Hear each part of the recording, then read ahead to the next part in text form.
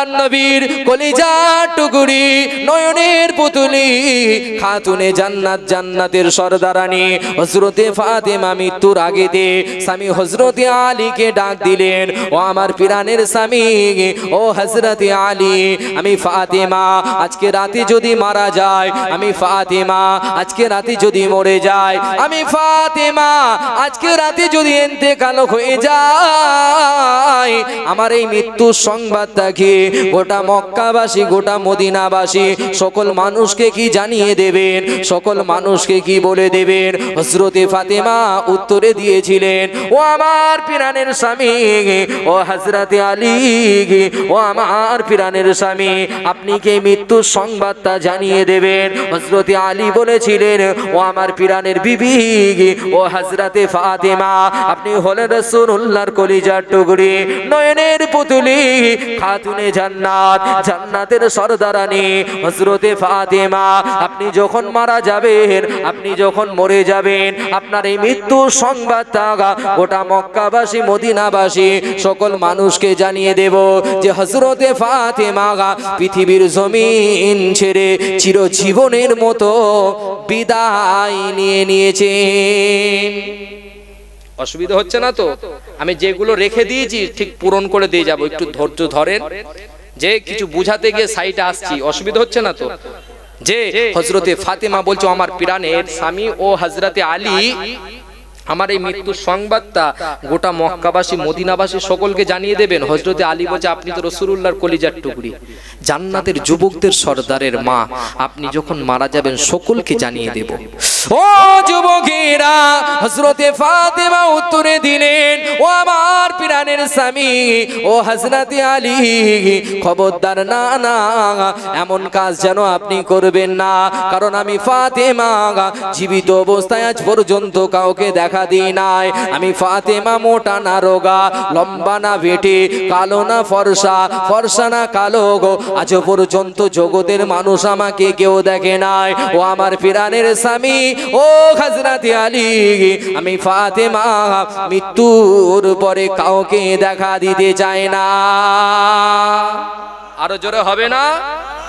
ফাতেমা মোটা কি রোগা, লম্বা কি বেটে, জগতের মানুষ কাউকে দেখা দেয় নাই, আর মৃত্যুর পরে কাউকে দেখা দিতে চায় না। মৃত্যুর আগে পর্দা না পরে পর্দা? আমাদের ফাতেমা গুলো চোখ বন্ধ করে বলে দেবে কার বউ কেমন দেখতে। কিছু কিছু যুবক বলছে, জানিস আমাদের গ্রামের সকিনা, ওকে দেখতে ভালো, পাশেরটা মাথায় চাঁটি দিয়ে, ওই কুদ্দুসের বউটা কে রে, ও ঠোঁটের নিচে তীর রয়েছে। দেখলো কোথায়? এই যে বিবাহ বাড়িতে এই যন্ত্র হাজির করে, জানেন? হ্যাঁ, অলিমা বলে না বউ ভাতে বলে আপনাদের দিকে? বিয়ের পরের দিন বউ ভাত নয় বাপ, অলিমা। নবীর সুন্নাত হচ্ছে অলিমা, বউ ভাত আমাদের ভাষা নয়। তবে ওই অলিমার দিনকে বিবিকে বিউটি পার্লার আবার ঘরে ঢোকাচ্ছে আমাদের। নিজে সেজে গুজে হলো না, আটা সুজি ময়দা মেকআপ করার অনেকই কায়দা, কিন্তু নিজের আর হলো না। এখন বিউটি পার্লার থেকে এনে সাজিয়ে এনে এখন বাবাজি এই নায়িকার মতন সাজিয়ে গুজিয়ে স্টেজে বসিয়ে দিয়েছে। এখন গ্রামের টপ র্যাঙ্কের মাতাল, সে খাওয়া দাওয়া করে বার হচ্ছে আর হাত মুছছে। কুদ্দুস চাচা আলহামদুলিল্লাহ, বউটাকে তো পুরো হুড়ের মতন করেছো। এখন যার বৌমা সে আবার চওড়া হচ্ছে। হ্যাঁ, গিরাম গিরাম চষে ফেলেছি, কম খোঁজা খুঁজেছি। হ্যাঁ, নিজে তো জাহান্নামে ঢুকবে আর পরবর্তী একটা জ্বালানি নিয়ে যাবে, ঠিক না ভুল?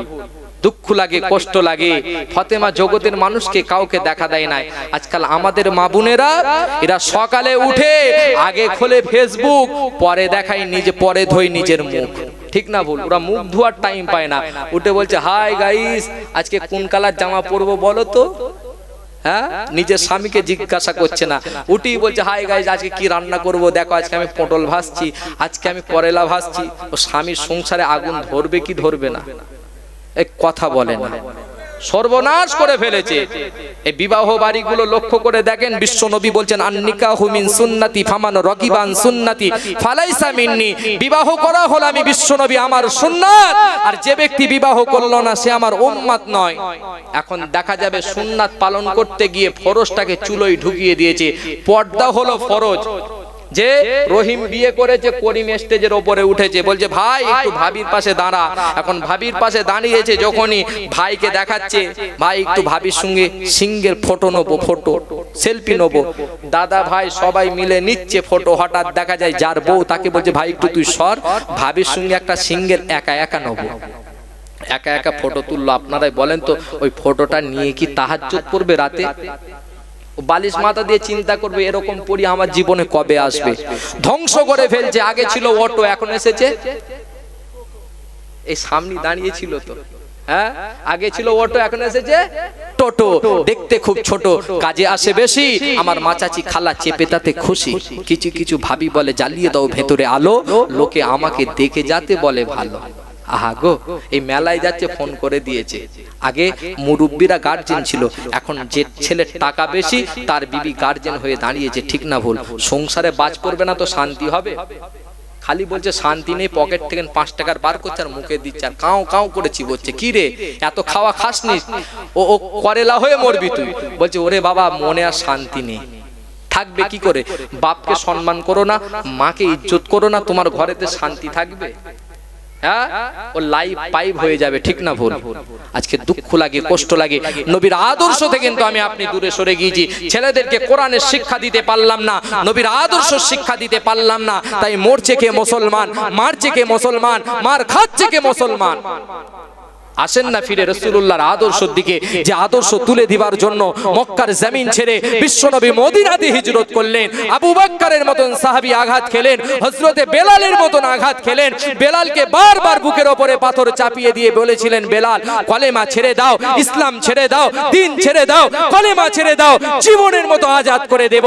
বেলাল বলেছিলেন ওরে উমাইয়া, এই বেলালের ধরে যতক্ষণ জান রয়েছে, নিঃশ্বাস যতক্ষণ জারি রয়েছে, বেলাল কলেমা ছাড়বে না। জোরে বলে, আর একটু চিল্লে হবে না? সেই বেলালের রক্তের বিনিময়ে দিন পেলাম, ইসলাম পেলাম, কোরআন পেলাম, যে আজকে শরিয়ত আমার বাড়িতে এসে হাজির হয়েছে।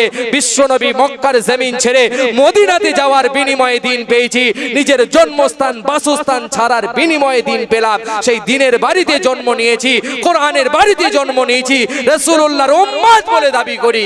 কিন্তু রাসূলুল্লাহর সুন্নাত আজকে চুলোয় চলে যাচ্ছে, সেদিকে খবর রাখি না। ঠিক না ভুল? মানবেন তো মানার মতো মানেন, ধরবেন তো ধরার মতো ধরেন।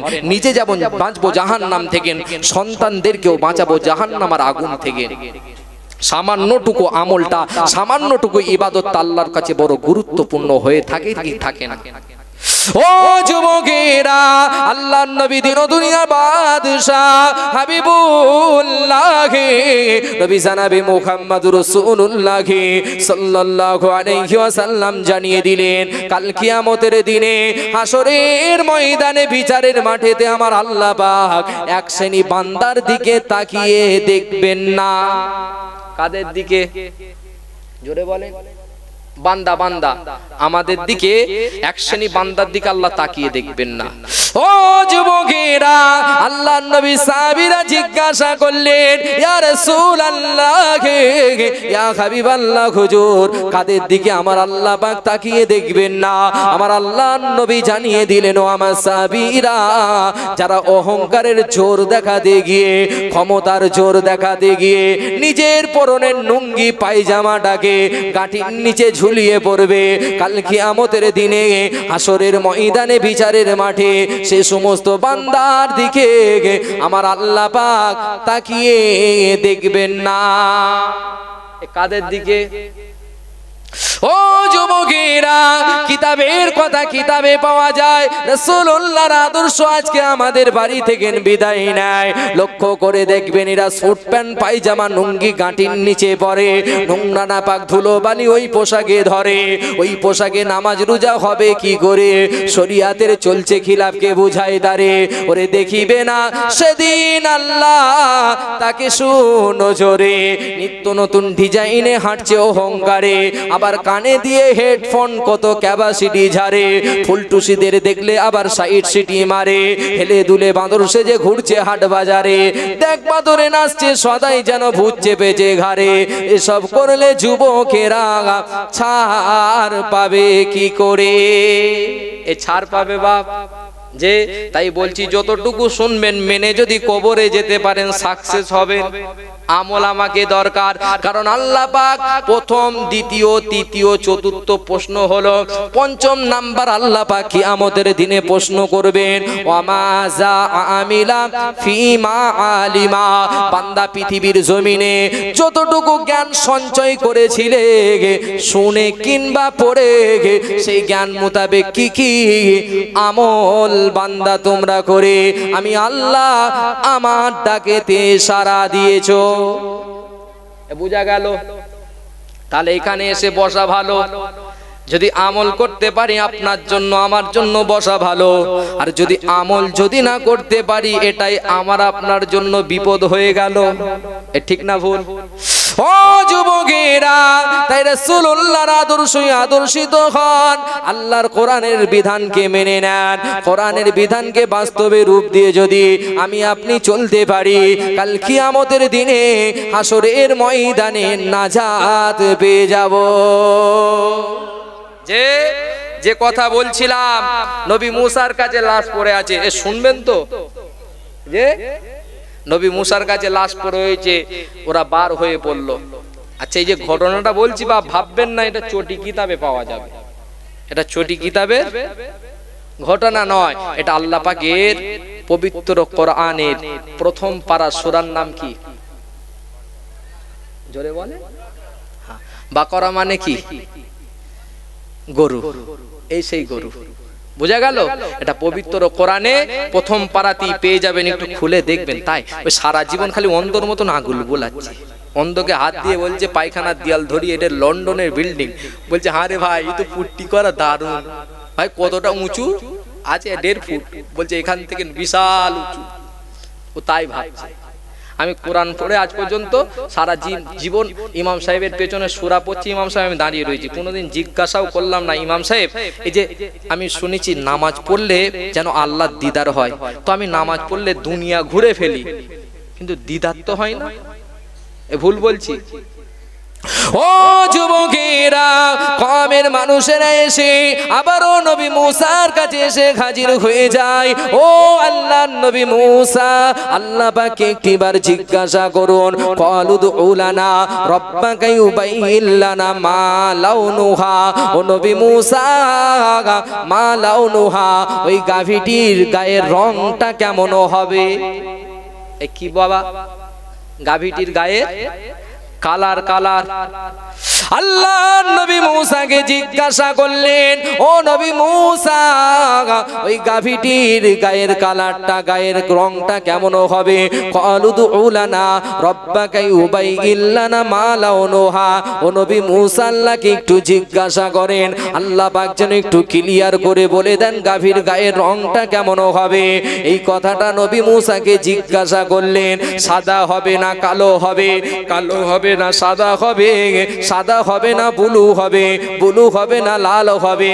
আল্লাহ পাককে একটু জিজ্ঞাসা করেন। আমার আল্লাহ পাকের জমিনে নবী মুসা জিজ্ঞাসা করলেন সিজদায় পড়ে।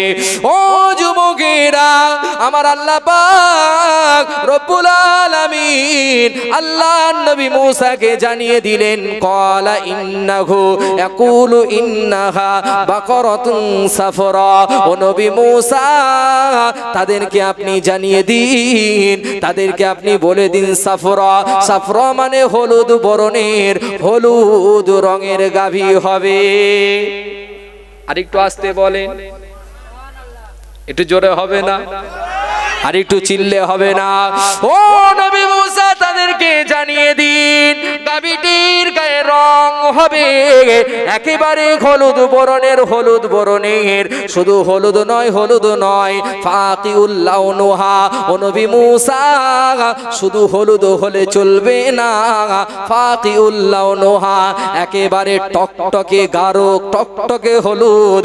শুধু টকটকে হলুদ নয়, হলুদ নয়। ও নবী মুসা, তাদেরকে আপনি জানিয়ে দিন, শুনিয়ে দিন, ফাকিউল লাউনুহা তাসুররুন নাজিরিন, যা দর্শকেরা দেখে আনন্দ পাবে। দর্শকেরা একবার দেখার পরেতে চক্ষু ফিরাতে পারবে না। আরো জোরে হবে না? এ কঠিন হচ্ছে না সহজ হচ্ছে? হ্যাঁ, ভেবেছিল বারবার প্রশ্ন করব, ক্লিয়ার হয়ে যাবে। অনেকদিন পরে ভাগনা এসেছে মামার বাড়ি, মামা বলছে ভাগনা এসেছে, মামি বলছে খবরদার ওকে কিচ্ছু খেতে দেবে না, মামা চালাকি ধরে গিয়েছে। ও ভাগনা বসো, ভাগনাও ভাবছে এতদিন পরে এসেছিস, নাস্তা খাস্তা হয়তো ভালোই হবে। বলছে বাবু কি খাবে? বলছে মামা একটু চাই দাও। বলছে চা খাবে? দুধের চা না লিকার চা? বলছে মামা অনেকদিন পরে এলাম, ওই দুধের চা দে। বাবা দুধের অস্ট্রেলিয়ান দুধ না দেশি দুধ? দেশি গরুর না অস্ট্রেলিয়ান? না মামা ওই দেশি গরুরই দেন। বাবা চিনি খাও না চিনি ছাড়া? বলছে মামা আমার সুগার ঠিক আছে, চিনি দিয়ে দাও। হঠাৎ দেখা যায় মামা আবার ফিরে এসেছে। ও খোকা বলো তো দেখি, কাপে দেবো না পিয়ালাই দেবো? বলছে মামা অনেকদিন পরে এলাম, কাপে দাও। বলছে সঙ্গে বিস্কুট দেবো? ও রেগে রেগে বলছে ও মামা তোমাকে কাপেও দিতে হবে না, চাও দিতে হবে না, ও রেখে দাও, অন্তত একটু পানি দাও, খেয়ে ঘরে যায়। হ্যাঁ, বলছে পানি খাবি বাবা? কিনা পানি না কলের পানি? হ্যাঁ, কিনা না কলের? বলছে মামা কলেরই দাও। বাবা ওই কলের পানি গিলাসে দেবো না প্লেটে দেবো, পিয়ালাই দেবো? বলছে ও মামা তোমার বাড়িতে আসাটাই আমার ভুল হয়েছে, অন্তত ঘরে যাবার রাস্তাটা দেখিয়ে দাও, চলে যায়। দরওয়াজাটা কোন দিকে? বলছে পেছনের না সামনে? হ্যাঁ, বলছে ও মামা দুবার যদি তোমার ঘরে আসি অন্তত আমার নামে একটা কুকুর পোষো, আর জীবনেও পা দেবো না তোমার ভিটেতে। বলছে বাবা যাবার আগে ওই বিলাতি কুকুর পুষবো না দেশি কুকুর পুষবো? হ্যাঁ, হয় কি হয় না? এই রাগান্বিত হয় না মানুষেরা, কিন্তু ওরা প্রশ্ন করছে কাকে? আল্লাহকে। আল্লাহকে প্রশ্ন করবেন, বারবার আল্লাহ উত্তর দিচ্ছেন। নবী মুসার কাছে তারা বার হয়ে পড়লেন গরুর সন্ধানে। তারা আবারও ফিরে আসছে কিছুক্ষণ পরেতে। নবী মুসার কাছে যাব, প্রশ্ন করব, আবার এই তো হয়তো আর নবী মুসা প্রশ্নের উত্তর দিতে পারবে না। এই চিন্তায় চিন্তিত হয়ে কিছু মানুষ আবারও ফিরে আসছে নবী মুসার কাছে। তারা বেঁকে যাবে কিন্তু ভাঙবে না। নামে কি? যাতে ইহুদি। নবী মুসার কাছে এসছে, এসে দেখছে নবী মুসা তো এমনি রাগান্বিত মানুষ, নবী মুসা রেগে রয়েছে। এখন নবী মুসাকে তো সান্ত্বনা করতে হবে। ও যুবকেরা, সেই সময় কওমের মানুষেরা আল্লাহ নবী মুসার কাছে এসে হাজির হলেন। ও আল্লাহ নবী মুসা, ক্বালু দুউ লানা রাব্বাকা ইউবাইয়িন লানা মা হি। ও নবী মুসা আল্লাহকে একটিবার জিজ্ঞাসা করেন, আমার আল্লাহ পাক যেন আরো একটু ক্লিয়ার করে বলেন। কারণ ইন্নাল বাকারাতা শাবাহা আলাইনা। ও নবী মুসা সমস্ত গাভী তো আমাদের কাছে সমান। যখন দেখছে নবী মুসা রাগান্বিত হয়ে রয়েছে, তখন বলছে নবী মুসা সমস্ত গাভী তো ইন্নাল বাকারাতা শাবাহা আলাইনা, সমস্ত গাভী তো আমাদের কাছে সমান। ও নবী মুসা, ওয়া ইন্না ইনশাআল্লাহু লামুহতাদুন। আর আল্লাহ যদি ইচ্ছা করে আমরা একটা সঠিক পথের দিশা পাবো। কার দোহাই দিচ্ছে? জোরে বলে। ভাইপোর কাছে গিয়েছে, হঠাৎ দেখা যায় ভাইপো রাগান্বিত, কাঁধে হাত দিয়ে বলছে তোর বাপের সঙ্গে আমার ভালো বন্ধুত্ব। ভুল বলছি? তাহলে নবী মুসা রাগান্বিত দেখে এখন আল্লাহ দোহাই দিচ্ছে, ও নবী মুসা সমস্ত গাভী তো আমাদের কাছে সমান। আল্লাহ যদি আমাদেরকে কিছুটা টাচ দিয়ে দেয়, আমরা একটা ভালো পথের দিশা পাবো। নবী মুসার মন্তরটা নরম হলো। যখনই নরম হয়েছে তখনই তারা আবার গরম করছে। ও নবী মুসা আল্লাহকে একটিবার জিজ্ঞাসা করেন, ওই গাভীটি কারো বাড়িতে পালা গাভী হবে না চাষে খাটানো গাভী? কেউ শখেতে গাভী পোষে না? হ্যাঁ, আর কেউ দেখবেন ওই মাঠেতে চাষ করার জন্য গাভী পোষে, ঠিক না ভুল? লাগল দেয়, চাষে পানি দেয়। নবী মুসা ও কি চাষবাসে পানি দিবার কাজে লাগে, লাগল টানার কাজে লাগে? নবী মুসা কি কাজে লাগে? কাকে জিজ্ঞাসা করছে? নবী মুসাকে। ও নবী মুসা একটু আল্লাহকে জিজ্ঞাসা করেন। ও যুবকেরা, আল্লাহ নবী মুসা সিজদায় পড়ে গেলেন। ও রব্বি আল্লাহ, এই কওমের মানুষেরা এসে জিজ্ঞাসা করে ওই গাভীটি কি কারো বাড়িতে থাকা গাভী, কারো বাড়িতে বড় হওয়া গাভী, না চাষবাস করা গাভী, কাজে লাগানো গাভী, ব্যবহৃত করা গাভী? আমার আল্লাহ পাক নবী মুসাকে জানিয়ে দিলেন, ক্বালা ইন্নাহু ইয়াকুলু ইন্না ইন্নাহা বাকারাতুন লা যালুলুন তুসিরুল আরদ। ও নবী মূসা, এমন একটা গাভী যা ব্যবহৃত করা হয় নাই। জোরে বলেন, আরো চিল্লে বলেন, ও নবী মূসা, তাদেরকে এটাও জানিয়ে দিন, তাদেরকে এটাও বলে দিন, শুধু ব্যবহৃত নয়, ওয়ালা তাসফিল হারস, শুধু ব্যবহৃত করা হয় নাই, ওই গাভীটির দ্বারাই আজ পর্যন্ত ছেঁচে পানি দেওয়া হয় না। জোরে বলেন, আরো চিল্লে বলেন, ও নবী মূসা তাদেরকে এটাও জানিয়ে দেন, মুসাল্লামাতুল্লাহ শিয়াতা ফিহা, ও নবী মূসা ওই গাভীটি একেবারে সুস্থ গাভী, যে গাভীটির সারা শরীরে সামান্যটুকু জাররা পরিমাণ খুদ দাগ নাই। আরো জোরে হবে না? আচ্ছা, আল্লাহ কি চেয়েছিল? একটা গাভী, ঠিক না ভুল? যে কোনো হলি হলো, সে ন্যাচ কাটা হোক, শিং ভাঙা হোক, হ্যাঁ, চোখ কানা হোক, এনে যদি জবাই করে দিত বিচার হয়ে যেত। কিন্তু এখন তারা ওটাকে জড়িয়ে জড়িয়ে বাড়িয়ে বাড়িয়ে এমন জায়গায় দাঁড় করিয়ে দিয়েছে, পাওয়া মুশকিল না অলিতে গলিতে পাওয়া যাবে, পাওয়া মুশকিল। যে গাভীটির গায়ে রং হবে হলুদ বরণের, টকটকে হলুদ, দেখেছেন কোনোদিন? হ্যাঁ, যে দর্শকেরা একবার তাকালে চোখ আর ফিরাতে পারবে না, একেবারে মধ্য বয়সী, যে ঠেলে দিলে পড়ে যাবে, হাঁটতে পারবে না, তেমনও নয়, একেবারে মধ্য বয়সী। ও নবী মূসা তাদেরকে জানিয়ে দেন, এমন কি সেই গাভীটি কোনো মাঠে খাটা গাভী নয়, একেবারে সুস্থ গাভী, যে গাভীতে দাগ খুঁত নাই। তাহলে আল্লাহর সঙ্গে চালাকি করেছে, তার জ্বালা বুঝতে পারছে। তখন কিছু কমের মানুষেরা বলছে, আর প্রশ্ন না করে নবী মূসাকে বল, ক্বালা আনা জিতা বিল হক, ও নবী মূসা আপনি সত্য কথা বলেছেন, যতটুকু কথা বলেছেন আমরা ইনশাআল্লাহ পালন করব। এই কথা বলে তারা বার হয়ে পড়ল। ও গাভী পাওয়া যাবে? হ্যাঁ, পাওয়া খুব মুশকিল। বার হয়ে পড়েছে লাশ নবীর মূসার দরওয়াজায়, আর গ্রাম প্রতিবেশীরা বার হয়েছে লাশ খোঁজার জন্য। দিন যায় রাত আসে, রাত যায় দিন আসে, গাভী আর পাওয়া যায় না। এ সব ঘুমাচ্ছে নাকি ভাব? হ্যাঁ, চাঙ্গা আছেন দেখি একবার নারায়ে তাকবীর, নারায়ে তাকবীর, নারায়ে তাকবীর। মোহাব্বত একবার দরুদ পড়েন। আল্লাহ বাবা একটু পানিটা দাও তো।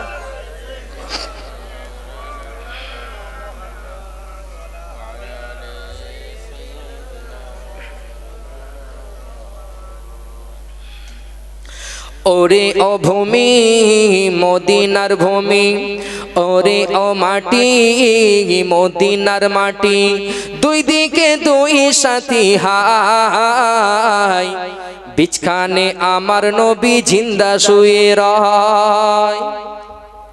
আওয়াজ নেই কেন বা? একটু জোরে বলেন সুবহানাল্লাহ। ওরে ও ভূমি মদিনার ভূমি, ওরে ও ভূমি মদিনার ভূমি, ওরে ও মাটি মদিনার মাটি, দুই দিকে দুই সাথী হাই, বিছখানে আমার নবী জিন্দা শুয়ে রয়, বিছখানে আমার নবী জিন্দা শুয়ে রয়। যেতে যদি পারতাম আমি সোনার মদিনায়, সালাম আমি দিতাম গিয়ে নবীজির রওজায়। আরো জোরে হবে না? যেতে যদি পারতাম আমি সোনার মদিনায়, সালাম আমি দিতাম গিয়ে নবীজির রওজায়।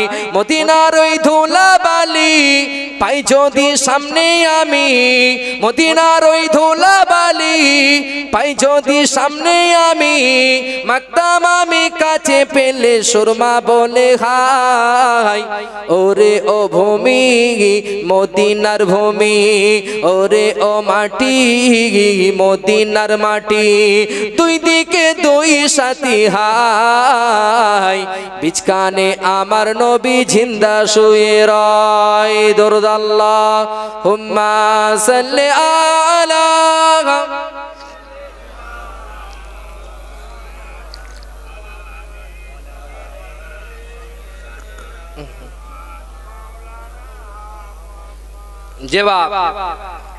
যে কথা বলছিলাম, একটা কথা বলতে বলতে এদিকে এসেছি, মনে আছে তো? কি কথা বলতেন? ওই যে হাসরের ময়দানে কটা প্রশ্ন হচ্ছিল? কটা হয়েছে? দুটো হয়েছে। বান্দা তোমার জীবন দিয়েছিলাম, যৌবন কাল দিয়েছিলাম, আমার আল্লাহ পাক তৃতীয় নাম্বার প্রশ্ন করবে, ওমা লিহিমিন আইনাক্তাসাবাহু, ও আমার বান্দা পৃথিবীর জমিনে যে ধন সম্পত্তি উপার্জন করেছিলে, সেই ধন সম্পত্তি কোন পথে উপার্জন করেছিলে? এই ভাইপো ধরা পড়বে কি পড়বে না? চাচাকে হত্যা করে যদি উপার্জন করে থাকে ধরা পড়বে কি পড়বে না? যে আপনিও ধরা পড়বেন, আমিও ধরা পড়ব। সারা জীবন যে সারা জীবন সন্তানটা বিদেশের জমিনে থাকে, আপনার এদিকে কতজন থাকে জানি না, আমাদের ওদিকের কথা বলছি। হ্যাঁ, বাপ হাজি সাহেব, বাপ কি হাজি সাহেব, জিজ্ঞাসা করেন আপনি কোন পীরের মুরিদ? বলছে না আমি দাদা হুজুর পীর কেবলা হুজুরের সিলসিলার মুরিদ, দাদা হুজুরের সিলসিলার মানুষ, দাদা পীরকে মানি। যে তিনার রেখে যাওয়া সন্তান আওলাদের যে মুরিদ হয়েছে, আলহামদুলিল্লাহ, ভালো কথা। দাদা হুজুরকে মানি মানে দাদা হুজুরকে মানলে তো হবে না, দাদা হুজুরের ওসিয়াত মানতে হবে, ঠিক না ভুল? দাদা হুজুর যেভাবে জীবন কাটিয়েছেন সেভাবে জীবনটাকে আমাকে আপনাকে চালাতে হবে। দাদা হুজুর বাংলাদেশে গিয়ে যে এক হারামখোরের বাড়িতে বসে আহার করেছে, হঠাৎ হুজুরের র্যাডারে ধরা পড়লো, যে বাড়িতে আহার করছে সে বাড়ির মালিক হলো সুদখোর। হুজুর কি করলেন? নিজের জামাটা খুলে দিলেন, পরনের যে বড় পাঞ্জাবিটা ছিল খুলে দিলেন, খুলে দিয়ে ভেতরের ফতুই পরে বাড়িতে আসছেন। আর আসার আগেতে বলছে, আমি বাড়িতে গিয়ে আপনার যতটুকু আহার করেছি সেই টাকাটা পাঠিয়ে দেব, আমার এই জুব্বাটা আমার বাড়িতে পাঠিয়ে দিও। জোরে বলেন সুবহানাল্লাহ। আমি বলছি দাদা হুজুরের মুরিদ, আর এদিকে দেখা যাচ্ছে সন্তান বিদেশের জমিনে থাকে, যে পয়সা উপার্জন করছে, বিদেশের জমিনে রয়েছে, হজ করে হাজি হচ্ছি। তাকে একটাবার জিজ্ঞাসা করলাম না, খোকা তুমি যে টাকাটা আমাকে দাও সেই টাকাটা সঠিক পথের কি? এ ভুল বলছি? দাদা হুজুর অপরের বাড়ি খেয়ে জিজ্ঞাসা করছে, বাবা তুমি যে কামাইটা করো সেই কামাইটা সঠিক পথের নয়। আমি হজ করলাম সন্তানের টাকায়, হঠাৎ হাজি সাহেব হয়েছি, মাচানে বসে চায়ের দোকানে বসে, আমার ছেলের কামাই জানিস? চাচা কত কামায়? আমার ছেলের 28 বছর বয়স, 28 কোটি টাকার মালিক। কত? আমার সন্তানের 27 বছর বয়স, 27 কোটি টাকার মালিক। চাচা ও টাকা পেলো কোথায়? একটাবার জিজ্ঞাসা করেছো? খোকা তুমি যে টাকাটা উপার্জন করছো সেই টাকাটা কোন পথে উপার্জন করছো? কারণ হিসাব তো আমাকে দিতে হবে, তোমার টাকা তো আমি আহার করি। মাচানে বসে 5 জনের সামনেতে বসে ফোন লাগিয়ে দিয়েছে, খোকা ওই যে টাওয়ারের নিচের জমিটা বিক্রয় আছে, বাবা 1.5 লাখ পাতা তো বুকিং করে দি, বুক করে দি। পরে বলছে আমি মুজাদ্দেদে জামান সিলসিলা হুজুরের মুরিদ, দাদা হুজুরের সিলসিলা তরিকায় চলি। যে কাল কিয়ামতের দিনে হাসরের ময়দানে আমার আল্লাহ পাক জিজ্ঞাসা করবে, বান্দা বলো ওয়ামা লিখিমিন আইনাক্তাসাবাহু, বান্দা পৃথিবীর জমিনে যে ধন সম্পত্তিটা উপার্জন করেছিলে সেই ধন সম্পত্তিটা কোন পথে উপার্জন করেছিলে? হারাম পথে না হালাল পথে, ন্যায়ের পথে না অন্যায়ের পথে, সত্যর পথে না মিথ্যার পথে, আমি আল্লাহ আমার পথে না শয়তানের পথে? আল্লাহ নবী বলছেন পরে আমার আল্লাহ পাক 4র্থ নাম্বার প্রশ্ন করবেন, ওয়াফিমান ফাকাহু, বান্দা বলো সেই ধন সম্পত্তিটা কোন পথে ব্যয় করেছিলে? ছেলে 28 কোটি টাকার মালিক, বাজার গাবালো, হঠাৎ দেখা যায় চাচা বলছে ওই টাকাগুলো নিয়ে আমি মাদ্রাসায় দিই, মসজিদ করে দিই, মাদ্রাসায় কাজে লাগাই।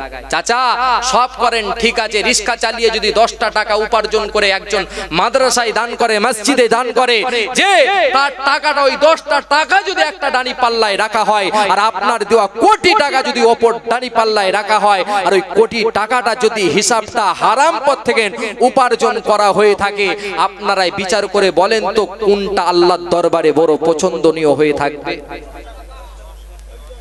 আজকে কোনোদিন প্রশ্ন করি নিজের সন্তানকে, নিজেকে কোনোদিন প্রশ্ন করেছি? খালি জলসায় আসতে হয়, আসি, সুবহানাল্লাহ বলতে হয় বলি, আলহামদুলিল্লাহ বলতে হয় বলি, এখান থেকে উঠে চলে যাবার পরে হুজুর যা বলেছে সেখানেই থাক, আমার কাজে আমি থাকি। হুজুর বলেছে বিসমিল্লাহ বরকত বেশি, কাঁধে কুদান নিয়ে চলে গিয়েছে জমিনে, জমি থেকে বিসমিল্লাহ 1 হাত, বলছে হুজুর বিসমিল্লাহ বরকত বলেছেন, কাজে লেগেছে। শুধু রহিম চাচা এক আওয়াজ শুনেছে, করিমও তো শুনেছে। ও করিম চাচা জোহরের নামাজ পড়ে গিয়েছে, ও কুদান নিয়ে ওদিক থেকে নেমেছে, বিসমিল্লাহ, এক হাত। যে আল ছিল ও আল চলে গিয়েছে, এখন পথের পথিক যাচ্ছে আর নিজের আগুন নিজে কামড়াচ্ছে। ও খোদা, আমি জীবিত আছি, আমি জীবিত আছি না হাসরের ময়দানে ফুলসিরাতের পারে দাঁড়িয়ে রয়েছি। এ আল দেখেছি তো ফুলসিরাতের পুল হয়ে গিয়েছে, যাবো কি করে? হ্যাঁ, এ ভুল বলছি, সমাজ নষ্ট করে ফেলেছি। নবীর আদর্শই আদর্শিত হন। বিশ্বনবী যেমন আদর্শ আমাকে শিখিয়েছেন, ঠিক নিজের কলিজার টুকরিকেও আদর্শ শিখিয়ে দিয়েছেন।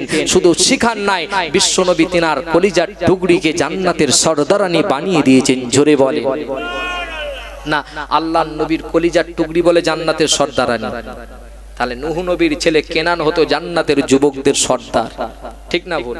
ইনি আমল করেছেন, ফল পেয়েছেন। আমাদের গুলো বাজার চষে ফেলছে।